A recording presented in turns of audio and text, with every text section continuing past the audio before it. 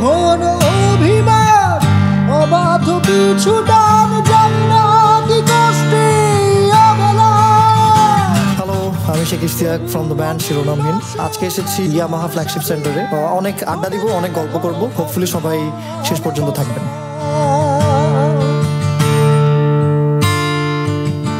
Early influences নিয়ে যদি কথা বলতে হয় তাহলে একটা ছোট্ট গল্প বলতে হবে। ছোট্ট গল্পটা হচ্ছে, I use to read in government Muslim high school in Chittagong. So আমার মনে আছে আমি যখন ক্লাস 5-এ পড়ি, আমার আব্বুর সাথে বাসায় ফিরছিলাম। তো রেয়াজউদ্দিন বাজার নামে একটা জায়গা ছিল যেখানে বিশাল বড় সিডি স্টোর ছিল, মানে ক্যাসেট, বেসিক্যালি ক্যাসেট পাওয়া যেত। চিটাগং এর তখন সবচেয়ে বড় ক্যাসেটের দোকান ছিল ওটা।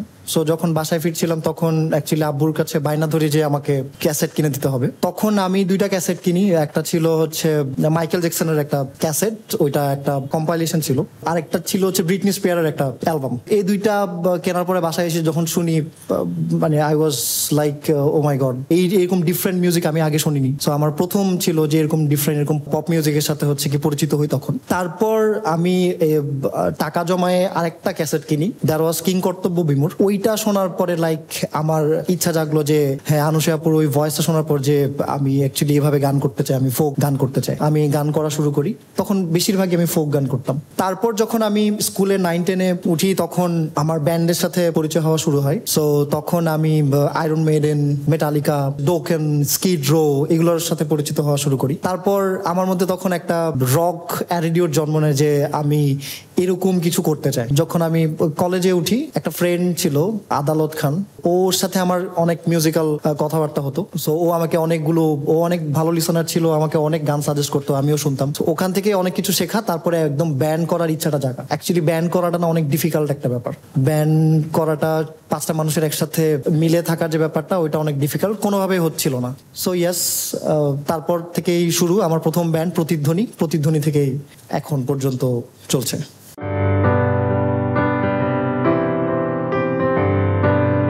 আমার মিউজিক ক্যারিয়ারের সবচেয়ে বড় একটা শেখার জায়গা ছিল আরপেজিও মিউজিক স্কুল। নাজিমউদ্দিন জাহেদ ভাই, he is my mentor.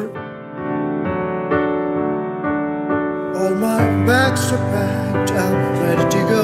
I'm standing here outside your door, here to wake you up to say goodbye.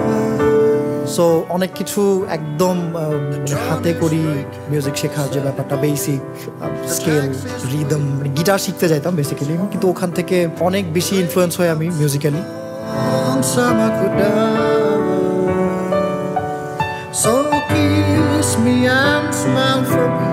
আর জাহেদ ভাই আমাকে অনেক কিছু সাজেস্ট করতো, লাইক বিভিন্ন ধরনের ব্যান্ড সাজেস্ট করতো, কিন্তু একটা ব্যান্ড প্রচুর সাজেস্ট করতো, বিটলস।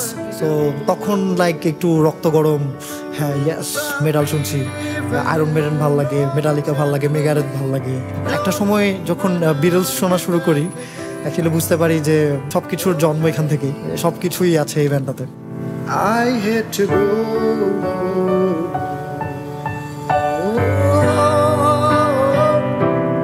সো ইয়াস, আমার বিশাল বড় একটা ইনফ্লুয়েন্সের জায়গা হচ্ছে বিটলস।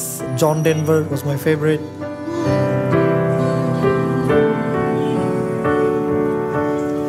প্রতিধ্বনি নিয়ে একটা ইন্টারেস্টিং ব্যাপার আছে।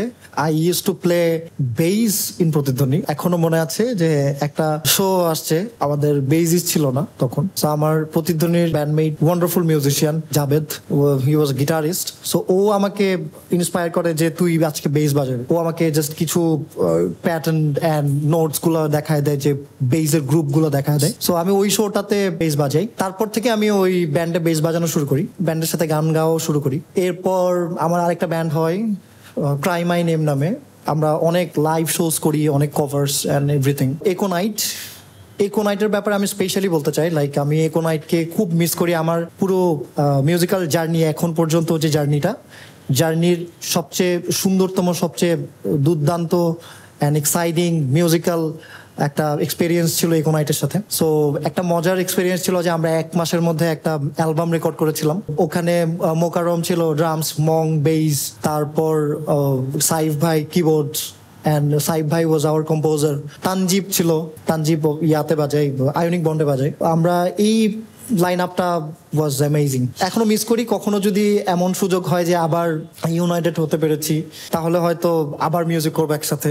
আই মিস একোনাইট আ লট। তারপর নোনতা বিস্কুট হয়। নোনতা বিস্কুট ওয়াজ সো এক্সাইটিং।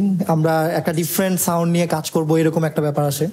নোনতা বিস্কুটের ব্যাপারটা সে মাহান ভাইয়ের সাথে আমার সিঙ্গেল নিয়ে কাজ করা হয়, লাইক পৃথিবী সুন্দর। এরপরে আমরা ডিসাইড করি যে লেটস ডু এ ব্যান্ড, দেখা যাক কি হয়। তারপরে আমরা মনির ভাই নিলয়কে আমরা ব্যান্ডে নেই, তারপর আমরা কাজ শুরু করি, অ্যালবাম করি। ওই টাইমটাও অসাধারণ ছিল। আই মিস নোনতা বিস্কুট। ইয়াস, এরপরে আসলো আরেকটা অপরচুনিটির কথা বলি, সেটা হচ্ছে অর্থহীন। সুমন ভাই আমাদের বড় ভাই ছিল, লাইক সুমন ভাইয়ের বাসায় থাকতাম, সুমন ভাইয়ের সাথে ট্যুর করতাম, খাইতাম। তারপরে একটা সময় গিয়ে সুমন ভাই হঠাৎ করে একদিন বলল যে চলো একটা গান করি, আমরা একটা ফোক গান করে। তখন ওই যে খাঁচার ভেতর অচিন পাখি গানটা আমরা করি একসাথে। বক্তিয়ার ভাই, আমি, সুমন ভাই অ্যান্ড মার্ক ডন ড্রামস বাজিয়েছিল ওখানে। এরপরে অর্থহীনের অ্যালবামে আমার কাজ করা হয়, ক্যান্সার নিশিকাব্য অ্যালবামে।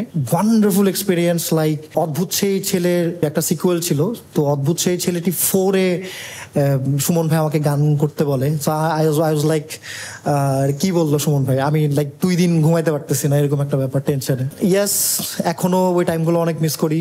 তারপর সবাই জানে যে আমি শিরোনামহীন জয়েন করি 2017-এ। এটা আরেকটা ভীষণ কি বলবো এক্সাইটিং একটা জার্নি। মোটামুটি সবাই হয়তো জানেন যে জার্নিটা খুব একটা সহজ ছিল না, বাট স্টিল হয়তো আমরা কি চেষ্টা করছি যে শিরোনামহীনের ফ্যানদেরকে ভালো কিছু উপহার দেওয়ার। অলরেডি 2টা অ্যালবাম আমরা রিলিজ করেছি, আর একটা অ্যালবামের কাজ চলছে। সো ইয়া, হোপফুলি খুব তাড়াতাড়ি আমরা শিরোনামহীনের 8th অ্যালবাম নিয়ে আসবো।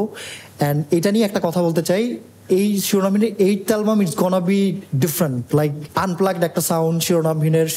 সেই হয়তো পুরনো ফ্যান যারা, নতুন ফ্যান যারা, সবাইকে হয়তো অ্যালবামটা টাচ করবে। অনেকগুলো অ্যাকোস্টিক ইনস্ট্রুমেন্ট ইউজ হয়েছে, লাইক বোদ্রান, শারদ, ব্যানজো, তারপরে অনেকগুলো পাইপার, বাঁশি, অনেকগুলো ইনস্ট্রুমেন্টেশন ইউজেস আছে এই অ্যালবামে। সো ইয়া, হোপফুলি ভালো কিছু হবে। ফোক মিউজিক অ্যাকচুয়ালি আমাদের দেশের মিউজিক, আমাদের দেশের সাউন্ড। আমরা যখন কোনো একটা চাইনিজ সাউন্ড শুনি আমরা আইডেন্টিফাই করতে পারি যে এটা চাইনিজ, এটা কোরিয়ান, এটা ইন্ডিয়ান, এটা আমেরিকান, এটা ব্লুজ, এটা। সো আমাদের দেশের সাউন্ড অ্যাকচুয়ালি ফোক। ওরে আসেবার কালে কি যাতে, একটা সময় তখন অনেক বেশি ইন্টারেস্ট জাগে যে না, আমি ফোক মিউজিকটাকে অ্যাডপ্ট করতে চাই। কারণ একটা বাউল যখন গান করে তখন বাউলের যে এক্সেন্টটা অপশনে আনার অনেক বেশি ইচ্ছা ছিল। একদিন আমি ঠিক করি যে ডিসাইড করি, মাইন্ডসেট করি যে না, আমি ফোক গান করব। তখন দেখা গেল আমি আমার ব্যান্ডস অ্যান্ড অন্যান্য গানগুলো অফ করে দিই, সারাদিন শুধু ফোক গানই করি। কিন্তু তাও ওই যে বাউলের ওই ফোক ব্যাপারটা আসে না। অ্যাকচুয়ালি ওই ব্যাপারটা আসতে হলে ওই জীবনটাকে ধারণ করতে হয়। আমার মনে হয় যে ওই লাইফস্টাইল যদি আমি অ্যাকচুয়ালি ধারণ না করি তাহলে আমার মনে হয় যে ফোক ব্যাপারটা কখনো ওভাবে আসে না। সো একটা পাগলামি করেছিলাম একদিন। আমি প্রায় বছর খানেকের মতো হয়তো ফোক মিউজিক নিয়েই ছিলাম। শাহ আব্দুল করিম, লালন সাই, পবন দাস বাউল, এরকম অনেকগুলো আর্টিস্টকে আমি অ্যাকচুয়ালি পড়াশোনা করার চেষ্টা করি। সো ইয়েস, যেমন চেষ্টা করে জানি না কতটুকু অ্যাডপ্ট করতে পেরেছিলাম, but I love folk music. আমাদের এটা আমাদের অহংকার, এটা আমাদের সম্পদ আমার মনে হয়। সো সাইজিকে নিয়ে আমার অনেক মোটামুটি জানার চেষ্টা করেছি। ওনার যে লাইফস্টাইল ছিল, তার যে ফিলসফি ছিল, দ্যাট ওয়াজ আনবিলিভেবল।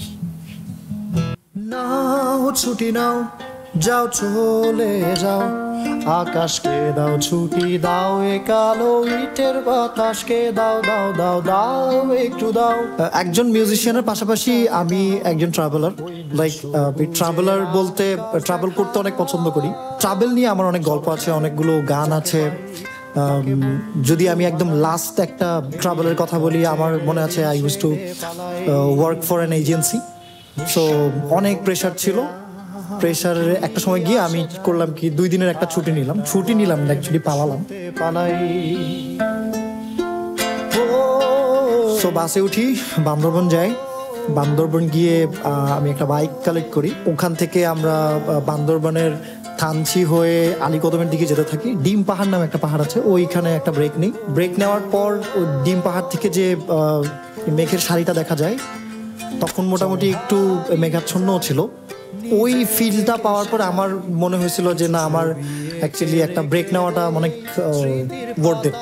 তো তখন আমি একটা গান ভাবি, তারপর বাসায় এসে ওটা রেকর্ড করলাম। চলো নতুন একটা গল্প বানাই, চলো যাই যাকে পাই। মানুষের লাইফে আমার মনে হয় ব্যস্ততার মাঝে অনেক ব্যস্ততা যদি থাকে, একটা ছোট্ট ব্রেক নিয়ে নিলে লাইফটা আরো স্মুথ হয়ে যায়। হোক তাতে কি আসে যায়, আর একটা বারে মেঘ ছুতে পালাই। তো এরকম ট্রাভেল করতে গিয়ে অনেকগুলোই গান জমে আছে। হোপফুলি কখনো যদি সুযোগ হয় শোনাবো সবাইকে।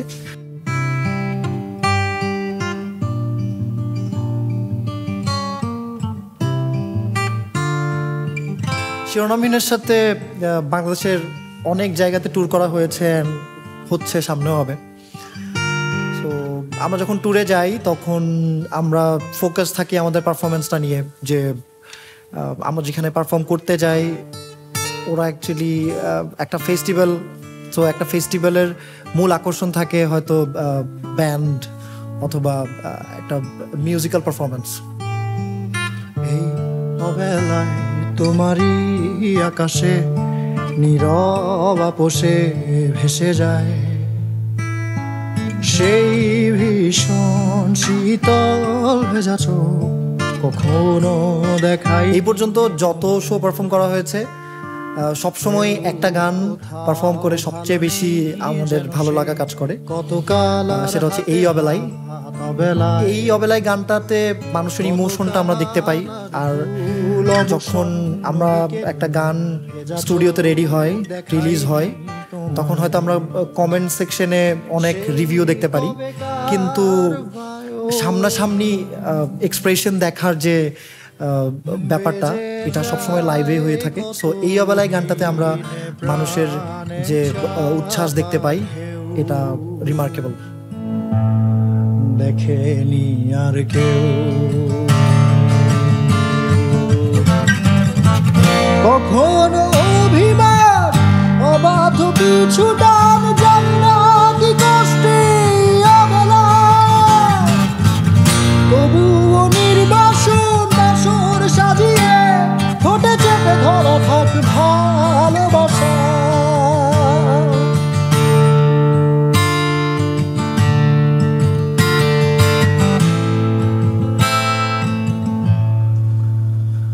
খুনে খাওয়া মেঘে কালো হয়ে যায় হৃদয় যখন, একা একা শুধু অকারণে ঝরে বৃষ্টি এমন না জোটায়।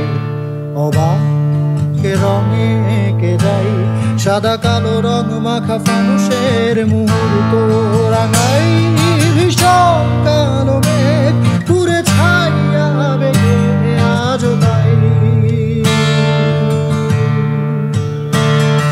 অবাক জোছনায় তোরা চোখ তবুও সাজাই,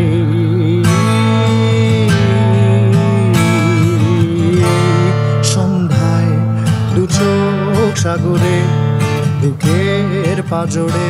আমার মনে হয় আমাদের দেশের অনেকগুলো সম্পদের মধ্যে একটা হচ্ছে আমাদের দেশের ব্যান্ড মিউজিক। ব্যান্ড মিউজিককে অ্যাকচুয়ালি বাঁচিয়ে রাখতে হলে, ব্যান্ড মিউজিককে প্রমোট করতে হলে পে করে গান শোনার যে প্রবণতাটা, সেটা অ্যাকচুয়ালি বাড়াতে হবে। সো আমি অ্যাকচুয়ালি নতুন জেনারেশনকে, অর্থাৎ আমার যে জেনারেশন অথবা আমার পরের যে জেনারেশন, নতুন জেনারেশন, ওদেরকে ইন্ডিকেট করে বলতে চাই যে পে করে গান শোনার প্রবণতাটা যাতে বৃদ্ধি হয়, যাতে পে করে গান শোনার প্রবণতাটা অনেকাংশে বেড়ে যায়। সো এই এক্সপেকটেশন নিয়ে আজকে শেষ করছি।